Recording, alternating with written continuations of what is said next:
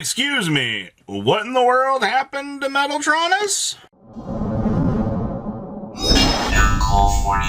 Welcome back to another episode of, oh my gosh, what happened to this YCS with the market? Yeah, well, you want to know what happened? Metaltronus has gone crazy out here. Now, to those of you that have zero clue as to why Metaltronus is so frickin' valuable in our side of the game, target one face-up non-token monster your opponent controls.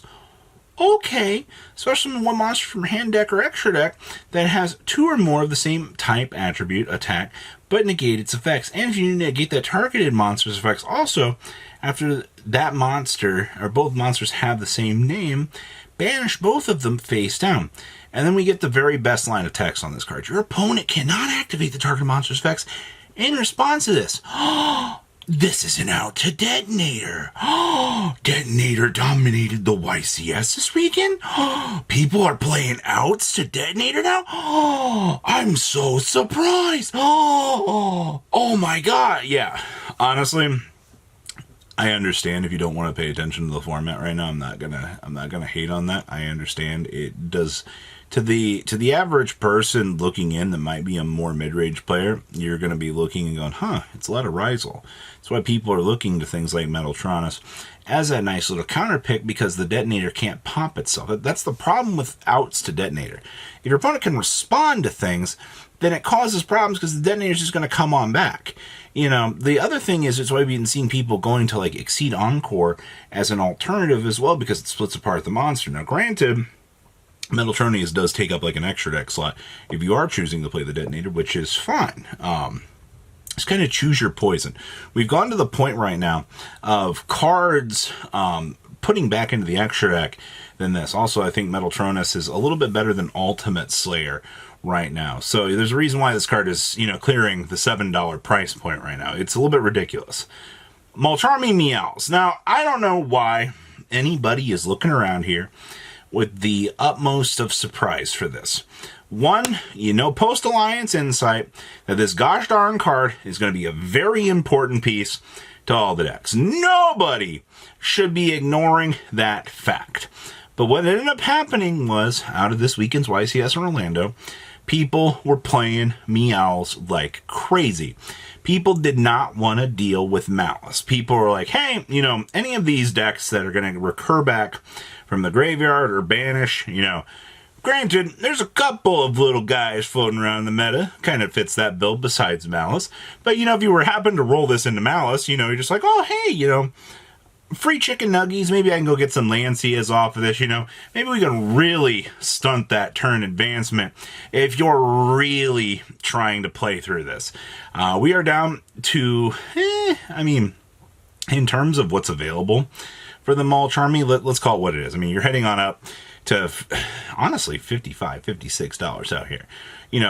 We talked about the early stages of Perulia, and we are seeing the same thing out here.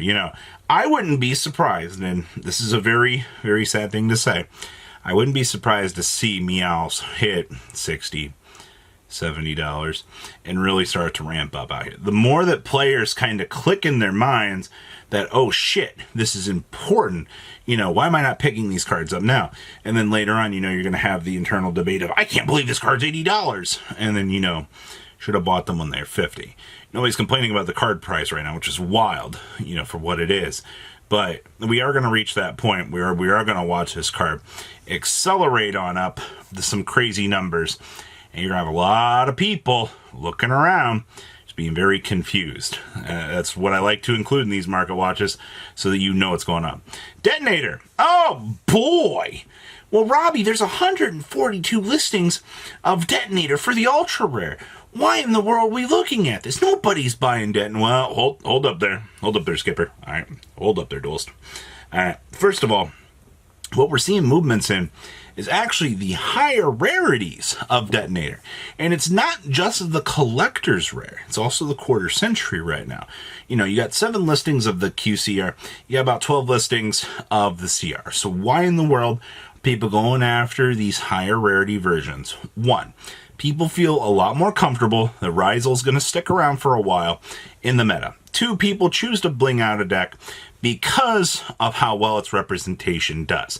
There's this mentality amongst Yu-Gi-Oh players, and I'm just saying, that if they really become comfortable with the deck, they're willing to spend the money to pick it up, to make it look nice, so when they're playing it, they feel more accomplished. It's more like a reward type of system. You know, if you really enjoy playing the deck, that's why you saw so many people blinging out Tier over time. Like, the deck actually was a lot of fun. All right, and there's nothing wrong with people wanting to bling out their pet decks. Now, obviously, people are going to be like, well, you know, I'm not going to bling out this. Why do I care about this, Robbie? Well, you want to be aware in case, you know, you do end up pulling one of these. You know, maybe a tournament prize. You know, you open a pack. Oh, you know, you're educated on crossover breakers. You have an idea as to why Detonator's going up. I know, you're probably like, yeah, this is common sense, you know. But you've also got to remember, people are also playing Metaltronus for this now. People want to flex on their opponent by especially summoning the QCR Detonator and bopping it out of play. You know, trust me, I know. This is freaking stupid to be saying, but these are, you want to know what goes on inside of a Yu-Gi-Oh player's mind? Everything I'm saying here is exactly how it is. Next up here, Sky Striker Mobilize Engage QCR's falling. Now, I want to be clear that this is for the Bonanza version specifically. For those of you that remember, I can't, before Supreme Darkness, I was going to say last format, for Supreme Darkness, there were a couple of builds of Malice going around. You had Pure, you kind of had like the Kashtira build, you had the Sky Striker build, you kind of had like the Lubellion, but the thing was, like, you had all of these different camps for this, and one of those famous builds was typically involving the Sky Striker package. Well, once Supreme Darkness touched down, a lot of people were just like, hey, you know, this build's no longer good, you know, times have changed, we can't really keep up with the meta. Now, that has actually kind of led to a couple things here. You've started to notice a major decline of Engage. I mean, watching his card shave itself off from 60 plus. Actually, there was a time where they were like $100. We've been falling down very, very, very strongly out here. We're doing great with this. The other thing is, if you are looking at the way that the meta was kind of shaping up and how we are now, Sky Striker build's not keeping up. More people are opening more product, and this actually should be a saving grace, but we just had that Tempai build show up this weekend. It was actually playing a Sky Striker package in it. So that should actually technically help the prices of the Sky Striker stuff go up. Because, like, I guess when one engine goes down and another engine kind of picks up, you know, you kind of have that little bit of an influx. But there are definitely way more Malice players than there are Tempai players. So I don't think it's going to directly correlate. But there will be somebody that's going to buy an Engage or two out here because they saw it be played in Tempai and they're like, huh, actually looks really cool. You know, I kind of want to go test this build. You know, do you think that it's viable? I mean, it was successful. You know, you gotta test it for yourself and see. And then Crystron. So we didn't see Crystron really perform this weekend, or did we? There has been a lot of Crystron data popping up on the regional level right now. I've also been watching this deck kind of, you know, bully a little bit of the regional circuit. So why did it not perform so well with YCS? Well, granted, you know, you're dealing with Ryzeal for, what, like 12 plus rounds. I can understand how you're going to kind of lose a little bit of the variance to play. As deck also kind of plays a little bit slower. But there were a couple people that made day 2. We did have a case of one bubbling. So I wouldn't say that the deck is absolutely not performing here. I'm just saying that for this event, it looks like it was a miss. There's nothing wrong with that. You will have certain events where certain decks just miss. And then, you know, you'll probably see this. I would almost call this a European special at this point. You know, if it's not successful in America, we'll see how it turns over for the YCS coming up in the next week here. You know, or, you know, future YCS as, you know, post this format. I think that Crystron is a solid choice.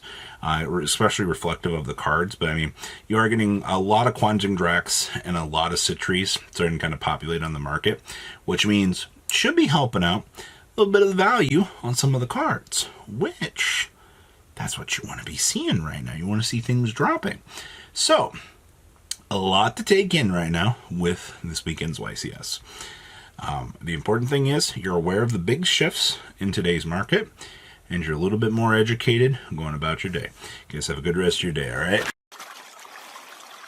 Patrons, thank you.